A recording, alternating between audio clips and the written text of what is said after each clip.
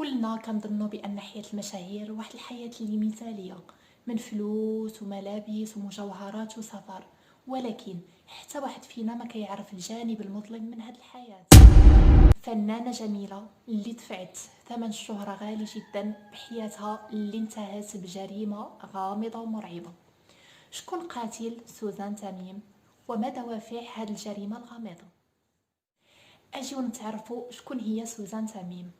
الاسم الكامل وهو سوزان تميم عبد الستار، اللي تزادت في 23 سبتمبر من سنة 1977 ببيروت. عاشت طفولة قاسية بسبب انفصال والديها وهي باقة صغيرة، وعاشت مع الأب ديالها اللي حرمها باش تشوف الأم ديالها. كان الأب ديالها قاسي بزاف، ما يخليها تلبس، ما يخليها تخرج، ما يخليها تلعب مع صحاباتها، وفي نفس الوقت كانت محرومة من حنان الأم ديالها. كان المتنفس الوحيد ديالها وهو الغناء. كانت كتبهر كل من سمعها من أهلها وجيرانها، ولكن كما سبق وقلت لكم بأنها كانت من عائلة جد محافظة، فعمرها ما تخيلت بأنها غادي تكون مغنية شي يوم من الأيام. دازت الأيام وكبرت سوزان وخدات الباك ديالها ودخلت لكلية الصيدلة اللي كانت متفوقة بزاف في الدراسة ديالها. في الكلية تعرفت على واحد الصديق اللي الاسم ديالو علي مزنار، ووقعوا في حب بعضياتهم. وبما انها كانت كتعيش واحد الحياه قاسيه مع الاب ديالها، فكانت باغيه غير تهرب، ولذلك قرروا انهم يتزوجوا. وبالفعل مشى علي خطبها من الاب ديالها، ولكن الاب ديالها رفض بحجه انه مازال كيقرا ومازال ما كون المستقبل ديالو. ولكن سوزان بقات مصره انها تزوجوا، وفعلا تم الزواج، ومع الوقت الاب ديالها تقبل الموضوع. هاد علي نقدروا نقولوا بانه كان على الحديد، فنيان وما باغيش يخدم، والوضعيه الماديه ديالهم بقات كتأزم نهار على نهار. حتى لواحد النهار وبالصدفه كيسمع سوزان كتغني في الحمام، فتبهر بالصوت ديالها واقترح عليها انها تبقى تغني وتبين الموهبه ديالها للناس. في الاول سوزان رفضت لانها ما كانتش دايره الغنى في بالها، وكانت باغيه تكمل قرايتها. لكن علي بقى كيصر عليها ويحاول يقنعها بانه غادي يدعمها وغادي يكون دائما واقف في جنبها. واقترح عليها انها تشارك في برنامج للمواهب سميتو استوديو الفن، كان مشهور داك الوقت في لبنان، واللي طلع من هذا البرنامج كيتشهر بحال اليسا ووائل كفوري وبزاف ديال المغنيين. وفعلا سوزان شاركت في البرنامج في سنة 1996 وفازت بالميدالية الذهبية. ومن شروط هذا البرنامج أنها توقع معهم عقد احتكار لمدة 10 سنوات باش تبقى تتعامل غير معاهم. من بعد فوزها في البرنامج حققت واحد الشهرة كبيرة، ورجعت مطلوبة في الحفلات والمهرجانات، والوضعية المادية ديالهم بقات كتحسن نهار على نهار. بقى علي كيحاول يقنعها باش انها تفرغ لحياتها الفنيه وتترك الدراسه ديالها، وفعلا داكشي اللي وقع. هي بقات كتخدم وكتصرف عليه، وهو كيقرا وكيكمل حياته عادي جدا. حتى لواحد النهار مشى علي دالها مجموعه من الاوراق وواحد العقد باش يبقى هو مدير اعمالها مدى الحياه. هنا سوزان معجبهاش هادشي اللي دار ورفضت، وعرفت بانه فقط كيستغلها، ولذلك طلبت منه الطلاق. علي رفض يطلقها، ناضوا بيناتهم بزاف ديال المخاصمات في المحاكم، ولذلك قررت سوزان انها تهرب. هربت من علي وهربت من حياتها ودارها وعائلتها ونجاحاتها، لانها كانت في اوجه العطاء ديالها، ومشات لفرنسا. بدات حياة جديدة في فرنسا، وتعرفت على واحد الشخص سميتو عادل معتوق، اللي كان منظم حفلات لبناني وكيمتلك واحد المطعم في فرنسا. فتعرفت عليه وبقات كتخدم عنده. تقربوا من بعضهم وبغاو بعضياتهم، فطلب منها الزواج وباش يكون هو مدير الاعمال ديالها. طبعا هي وافقت لانها كانت كتبغيه، وحتى هو وقف معها وصرف عليها بزاف ديال الفلوس. اول حاجه دفع الشرط الجزائي للعقد اللي كانت دايرته مع استوديو الفن، وايضا دفع فلوس لراجلها الاول باش يكمل اجراءات الطلاق. وفعلا اصبحت مطلقه ونهات العقد مع استوديو الفن، وهكا اخيرا رجعت حره. والصدمه هو ان هاد عادل جاب لها عقد احتكار لمده 15 سنه. وفعلا سوزان وقعت العقد باش سوزان تبقى تتعامل غير معاه هو ويكون هو مدير الاعمال ديالها. رغم الحب ديالهم، من بعد فتره عرفت بان عادل حتى هو باغي غير يستغلها ويجمع على دارها فلوس. فلذلك نضوا بزاف ديال المشاكل بيناتهم، فطلبت منه الطلاق، لكن عادل رفض. وشنو دارت هاد المره؟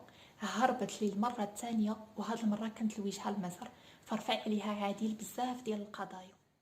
اول قضيه اتهمها بانها سرقت له من الشقه مبلغ 230 الف دولار، وثاني قضيه وهو انها طلبها الرجوع لبيت الزوجيه او لبيت الطاعه، وايضا تدفع العقد اللي كانت موقعه معاه. فلذلك سوزان بقات حاصله في مصر ومحتجزه وممنوع تطلع منها. عادل منع اي قناه تتعامل معها او لا تغني في شي حفله او لا مهرجان، رغم ان مده زواجهم كانت قصيره بزاف، يمكن 8 اشهر او 9 اشهر، لكن سبب لها واحد المشاكل كبيره في حياتها. بقات محبوسه في مصر حتى لسنه 2005. نظم طروطانه واحد الحفل كبير اللي حضر له مجموعه من الفنانين ورجال الاعمال، وفي هذا الوقت تعرفت سوزان على الملياردير واكبر رجال الاعمال هشام طلعت مصطفى. كانت عنده واحدة من أكبر شركات العقارات في الشرق الأوسط، وكان من أغنى رجال الأعمال في مصر. في الأول كانت علاقتهم مجرد صداقة، لكن من بعد بدأ كيتقرب منها شوية بشوية، لدرجة أنه حجز لها واحد الجناح في أحد الفنادق اللي كيمتلكها باش تبقى عايشة فيها لمدة تواجدها في مصر، وحل لها جميع المشاكل ديالها. أول حاجة دفع الرجلها عادل المبلغ اللي كان متهمها أنها سرقته له، وهو مبلغ 230 ألف دولار، وأيضا دفع الشرط الجزائي ديال العقد اللي كانت دايرته معاه. وأخيرا سوزان رجعت حرة، وفي هذه الأثناء تقدر تسافر وتغني وترجع للساحة الفنية، حتى كتصدم أن هشام عرض عليها الزواج. سوزان كانت رافضة تماما وقالت له خلينا أصدقاء، لكن هو كان متشبت بها، وأيضا كان مهلي فيها، كان كيشري لها أملاك ومجوهرات، كان كيدير أي حاجة باش تقبل به. غادي تقولوا لي علاش سوزان كانت رافضاه؟ أول حاجة هو أن هشام كان كيتزوج بزاف ديال الفنانات وكيغويهم بفلوسه، ومن بعد فترة كيطلقهم. وثاني حاجة أنها كانت رافضة تماما أن شي راجل يدخل لحياتها، لأنها تعقدت من الرجال، فكانت باغية فقط تفرغ الحياة الفنية ديالها. فالامر تطور، فبدا كيشك فيها وكيغير عليها، لدرجه انه فرض عليها حراسه شخصيه. هو قال لها فقط باش انهم يحميوها، ولكن هو الغرض الاساسي ديالو كان باش يراقبوها. فكانت عايشه في قلق وبدات كتخاف منه لانه مهووس بها، ولذلك وللمره الثالثه قررت انها تهرب، وهذه المره هربت للندن.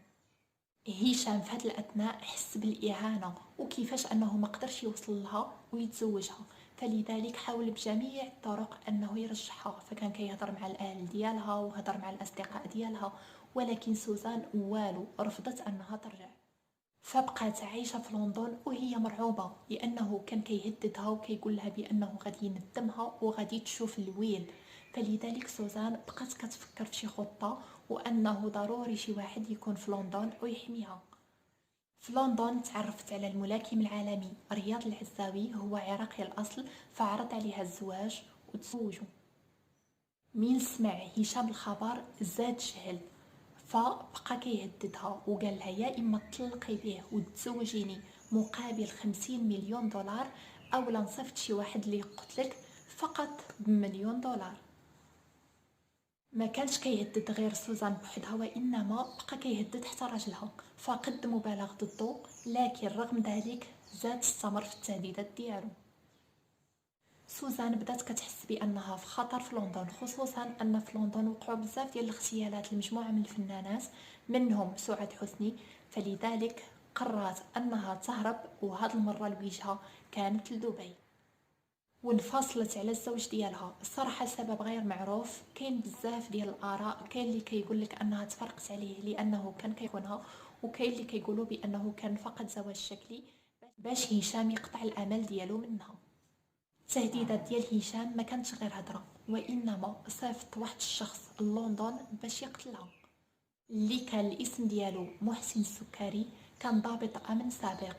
قال له سير لندن، يا اما ترميها من البالكون باش يبان بانه انتحار، او لا تضربها بالسياره باش يبان انه حادث. السكري كان كيشتغل ضابط امن في واحد المجمعات السكنيه اللي كان كيمتلكها هشام، فعرض عليه هذه العمليه مقابل 2 مليون دولار. وبالفعل هاد محسن مشى عندها لندن، ولحسن الحظ ديالها لقاها سافرت. من مشات سوزان لدبي، والخطأ الكبير اللي دارتو انها مشات سكنت في واحد الشقة اللي كان شراها لها هشام في واحد البرج اللي الاسم ديالو برج الرمال. وهذا غلط كبير لان هشام غادي يعرف جميع التحركات ديالها. من مشات سوزان لدبي انطلقت فنيا، فكانت كتغني في اهم الحفلات والمهرجانات. حياة سوزان كانت عامرة بالشغل، ولكن هشام ما استسلمش، فبعت السكري من لندن حتى لدبي باش يتخلص منها. السكري كان كيسجل جميع المكالمات مع هشام هكا باش حتى الا بغى يقلب عليه فيلقى باش يهدو، ولكن ما كانش عارف بان هاد التسجيلات هما اللي غادي يغرقوهم. هشام عطى السكري جميع المعلومات على سوزان، رقم الشقة، فين كتمشي، منين كتجي. في سنة 2008 مشى السكري لدبي وحجز واحد الفندق قريب للشقة فين ساكنة سوزان، وأول ما استقر مشى بعت لها رسالة على أساس أنه مندوب من شركة الرمال اللي هي واخدة من عندهم الشقة، وقال لها بأنهم كاينين شي أوراق مهمة ولازم عليها أنها توقعهم. فسوزان صدقاته وعطاته موعد في نهار 28 شهر 7 2008 بالضبط مع الساعة 8:30 مساء. وكان عند سوزان موعد مع ولد خالها اللي كان عايش في دبي وعارف بجميع موضوع التهديدات، وكان كل مرة كيتصل بها وكيطمن عليها. في ليلة داك النهار بقى كيتصل بها وهي ما كتجاوبش، فحس بالقلق فتوجه للشقة ديالها.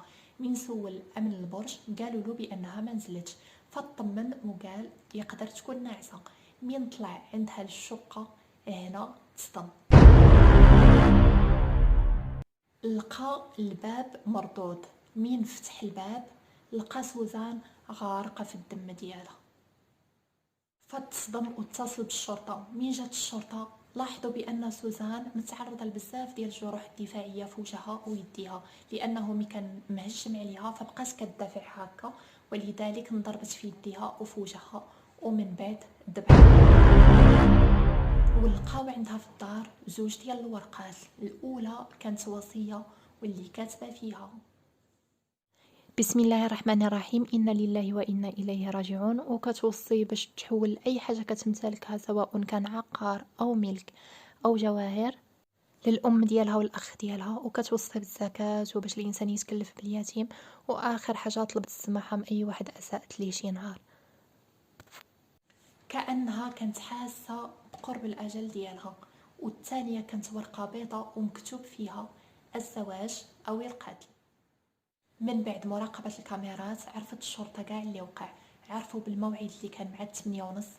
مين وصل السكري هو متنكر على أساس أنه مدير مبيعات، ودق على سوزان في الدار وهي من وراء الباب بقات كتسولو بزاف ديال الأسئلة لأنها كانت خايفة، لكن هو وراها العلامة ديال الشركة اللي واخدة من عندهم الشقة، فاطمنت. ومين فتحت له الباب تهجم عليها وبقى كيضربها رغم المقاومة ديالها، لكن للأسف تمكن منها. من بعد ما قتلها بدم بارد تخلص من الملابس اللي كان لابسها من الفوق ورماها في الطابق اللي لتحت في النفايات، ومن بعد تشاه نيشان المطار وتوجه لمصر. فشافوا الرسائل ديالو مع سوزان فبقاو مراقبين التليفون ديالو، وشافوا كذلك الرسائل اللي كانت مع هشام، فتفضح الموضوع وخرج للإعلام. هشام طلعت من ساق الأخبار هرب لسويسرا، لكن من بعد مدة قصيرة رجع لمصر لأنه عارف إلا بقى في سويسرا فغادي يقدموه الحكومة ديال دبي، ولكن إلا بقى في بلادو فغادي يتحاكم فيها. وبما أنه كان برلماني وعنده حصانة وعنده بزاف ديال العلاقات فمن الأحسن أنه يتحاكم في مصر. ناضت ضجة كبيرة حول المقتل ديال سوزان تميم. من لقاو القبض على هشام في الأول نكر، ولكن جميع الأدلة كانت ضده، وكذلك الاعترافات ديال السكري. من بعد في سنة 2009 وأخيرا تم الحكم بالإعدام على هشام وعلى السكري. في سنة 2010 تم الاستئناف وتم الطعن في الحكم. والغريب في الأمر أن عائلة سوزان تنازلوا على حق بنتهم وبأنهم ما باغيين حتى شي واحد يتعاقب. أكيد عطاوهم الفلوس او لا تم التهديد ديالهم، لان مستحيل ان شي واحد غادي يبغي الدم ديال بنته يمشي هباء منثورا. من بعد سنتين وقع حكم مخفف خدا فيها السكري 25 سنة وهشام خدا فيها 15 سنة. وفي سنة 2017 صدر السيسي مذكرة إعفاء لأحد المتهمين بمناسبة عيد الفطر، وكان من بينهم هشام طلعت، يعني راه ما ضربش حتى 5 سنوات في الحبس. وفي سنة 2020 كذلك صدر السيسي مذكرة إعفاء، وهذه المرة كانت لصالح محسن السكري. هما دابا عايشين أحرار وضاع الدم ديال سوزان ما خدتش حقها في هاد الدنيا، ولكن اكيد غادي تاخدو عند رب العالمين. وهكذا نكونوا سالينا الحلقه ديال اليوم. وإلا كنتوا اول مره كتشوفوا هاد القناه ما تنساوش انكم تابوناو وتضغطوا على زر الجرس باش هكا يبقى يوصلكم اي جديد ديالي، وخليتكم على خير وبسلام عليكم.